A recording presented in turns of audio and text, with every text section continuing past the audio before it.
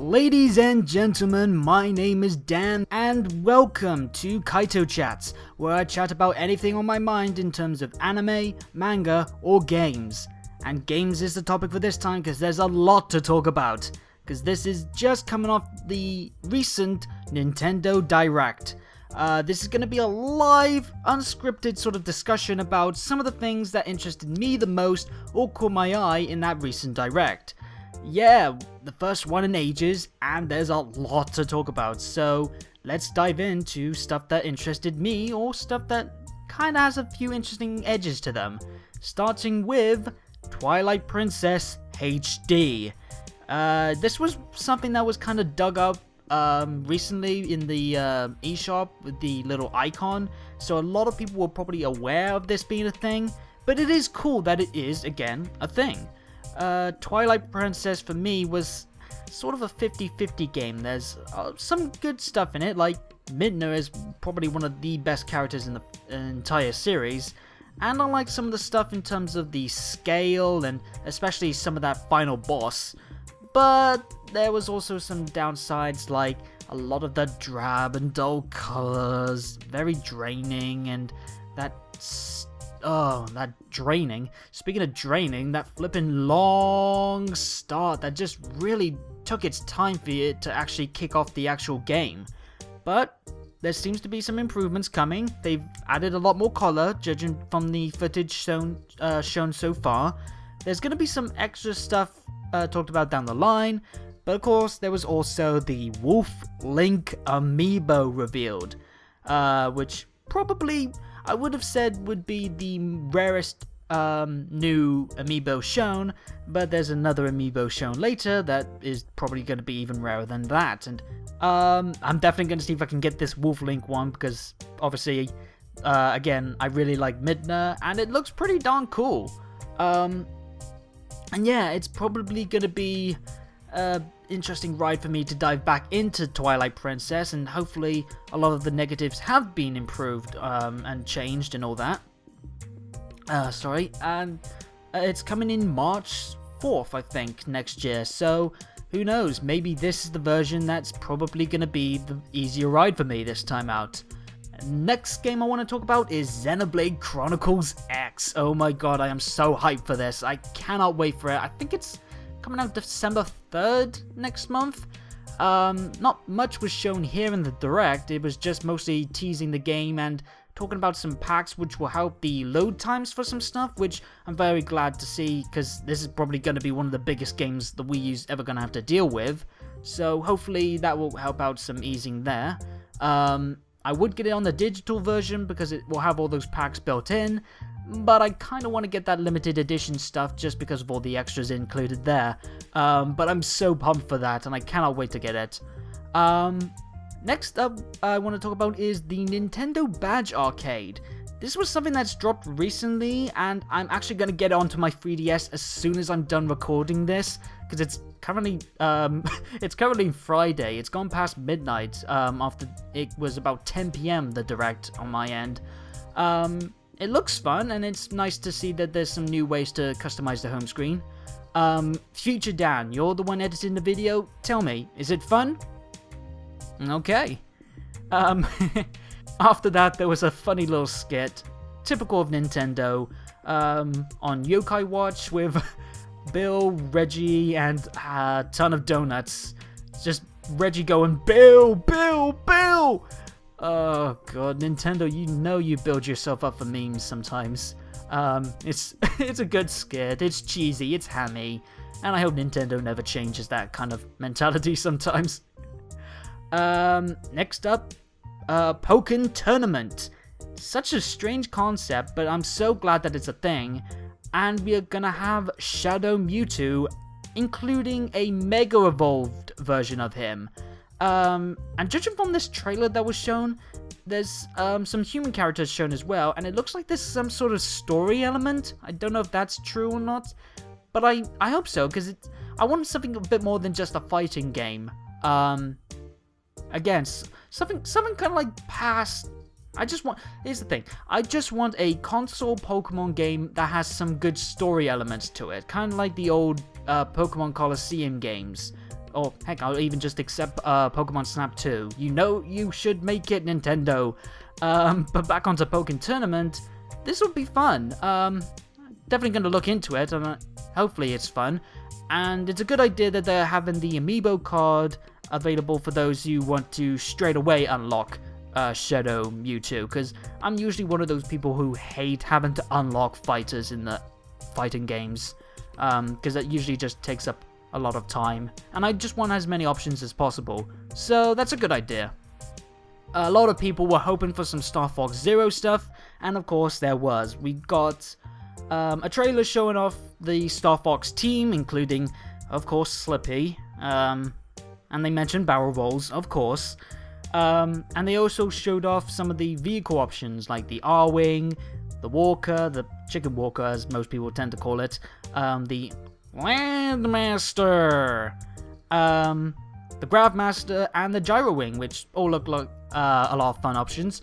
I've never played a Star Fox game, but this might be the one for me to try out, especially since it's coming out in April 22nd, I believe. The next game to talk about is Final Fantasy Explorers. It looks a lot of fun. It's sort of like an action RPG with some MMO elements to it, which I'm getting Monster Hunter vibes as well. I think this was a game that's already out in Japan, I think it is, and a lot of people were wondering if it was coming, and it kind of seemed to be unknown in that point, but I'm glad that it is coming over.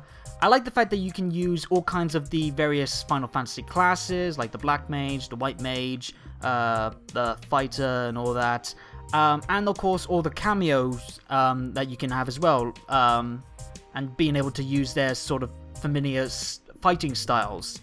And it's coming up in January 26th, so who knows, maybe that's something I can get post my birthday on January 7th.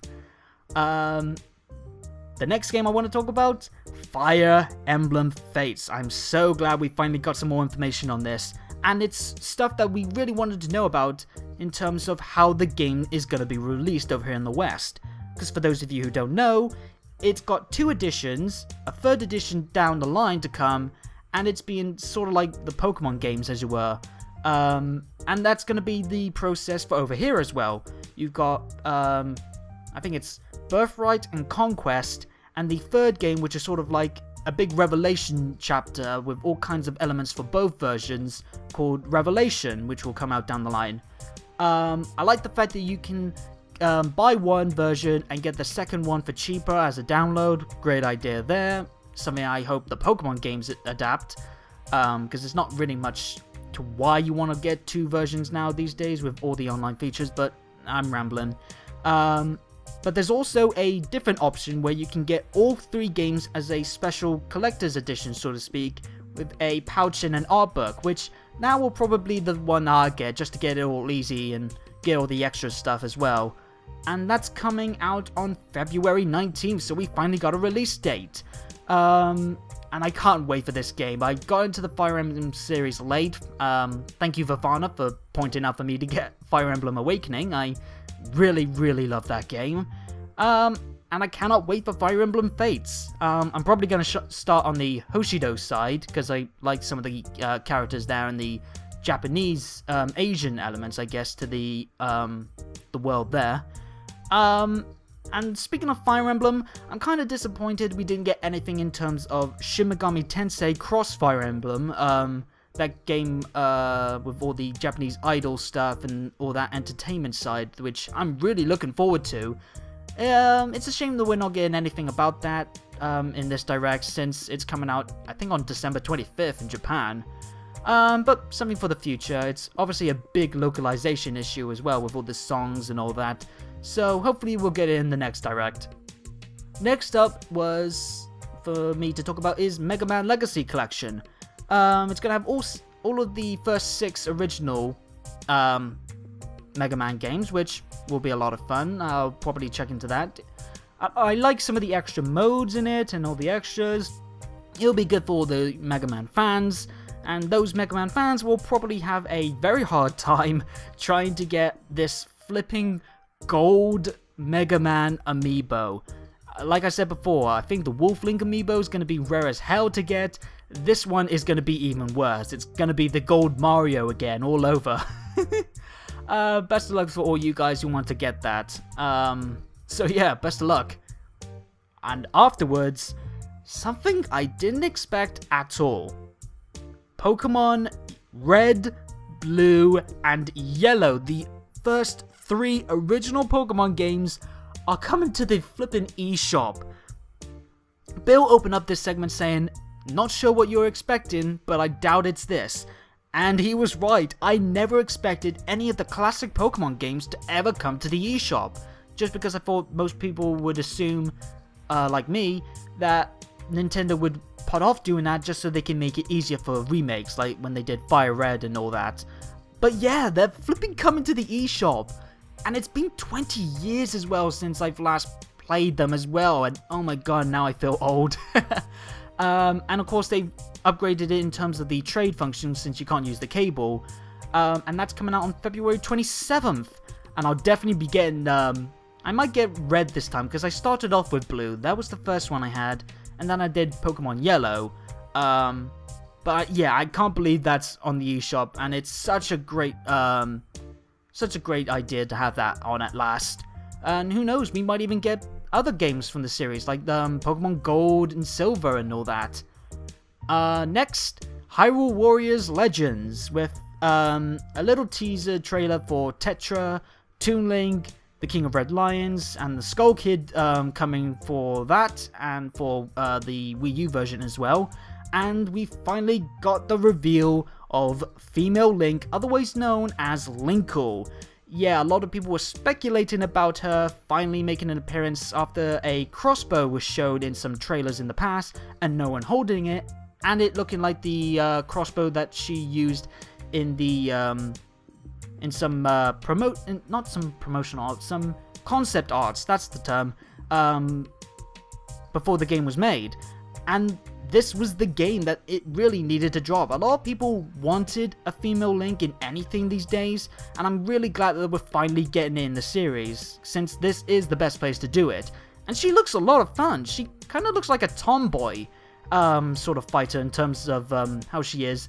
Very quick, very agile, but very strong with all those crossbow shots. And she definitely looks a lot of fun to play, so that might be one of my new favorite characters in that game. And it looks like some story elements as well, since there's some CG cutscenes as well. I wonder if we'll see Linkle talk with Link. Next though, oh my god, when this was shown, I had a near mental breakdown, because, oh my god, Dragon Quest for the West worked! The Dragon Quest series is alive and well in the West again! Dragon Quest VII for the 3DS and the remake of Dragon Quest VIII Journey of the Cursed King for the 3DS, they're both coming to the West at last. For a lot of you who probably might not know about this, these two games have been out in Japan for a while now, and a lot of Dragon Quest fans have been wanting these games to come to the West, since the Dragon Quest series has kind of been a bit dormant until recently with Dragon Quest Heroes for the PlayStation 4. A lot of people were hoping, like me, for this to finally come to the West. There was Twitter campaigns and all kinds of discussions, and it's finally happening. Dragon Quest VII I've never played, but I'm so excited to play that at last. And Dragon Quest VIII is one of my favorite games of all time on the PlayStation 2. And with all the new content in that, I cannot wait to play it again and get all that new stuff. And oh my god, I nearly backflipped, and I can't even do them. But yeah, that was probably the biggest surprise in the Direct, and I'm so glad it's happening. Thank you, Nintendo. Thank you. They're coming next year, and I cannot wait. Dragon Quest is flipping alive and well. And that wasn't even probably one of the biggest surprises of the Direct, because the thing ended with the newest revealed fighter for Smash Brothers, and it's flipping Cloud Strife from Final Fantasy VII. What? I mean, a lot of people were hoping for a Final Fantasy character in Smash, and a lot of people have been wanting a Square representative, English I speak. People have been wanting a Square Enix representative for the show for ages, and Me personally, I would have liked Neku Sakuraba from The World Ends With You, since all of his moves are so exciting to use, and it would have been very good potential for a huge moveset, and he was actually on a DS game. Because of course that's the interesting thing. Cloud has never been on a Nintendo... I mean, Final Fantasy VII's never been on Nintendo systems, and outside of spin-off games, I don't even know if Cloud's been on a Nintendo system. I don't think it's a Smash Ballot slot. I think it's more or less just trying to give the series a Square Enix character at last. But we're getting a Midgar stage with summons as a stage hazard. Oh my god, that's going to be intense. He's got an Advent Children costume. There's going to be a Chocobo costume. I never expected Cloud of all people to be in Smash. I can see where there might be some claims for fouls since it's another sword user, and other actual Nintendo-based Final Fantasy characters are probably a bit more primed for the slot, especially since Final Fantasy VII is probably going to be big on PlayStation coming soon, with the remake and the PC port even. But still, Cloud in Smash is such a big thing, and it's going to be a lot of fun to play as him. And that's not all we got from Smash, because there's going to be a Smash broadcast in December, which will probably have a lot more of the actual Smash Ballot stuff going on, like maybe even we'll find out all the winners or something like that. And maybe even some extra stuff. Some extra stuff. But that's it for all I want to talk about in terms of the Nintendo Direct. So much in terms of surprises and exciting elements. Dragon Quest 7 and 8 being on the 3DS coming to the West is probably my biggest positive of this entire thing. But of course, stuff like female Link in Hyrule Warriors, the original Pokemon games coming to the eShop, and of course, Cloud in Smash, they're probably the biggest positives to take out of this as well. And of course, there's some other stuff that I didn't touch on, but maybe interested you. And on that note, is there anything in this Smash Direct that excited you? What was your biggest positive of this entire Direct? Was there stuff that you would have liked to see that wasn't shown? And what do you hope to see in the next Direct? Also, who do you want to be the next revealed fighter for Smash 4? Until then, leave your comments in obviously the comments down below. And until next time, I'm gonna go to bed because I'm tired. And I'll see you all next time. Until then, peace out.